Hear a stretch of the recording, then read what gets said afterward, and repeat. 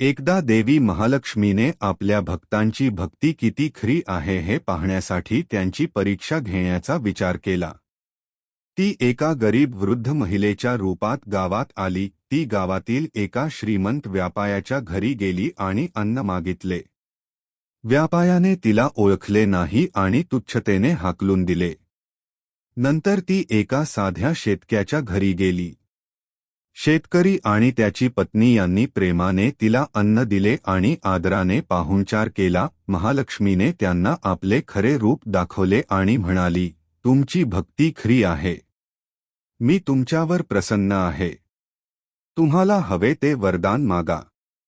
शेतकऱ्याने विनम्रतेने सांगितले, आई, आम्हाला फक्त तुझी कृपा आणि समाधान हवे.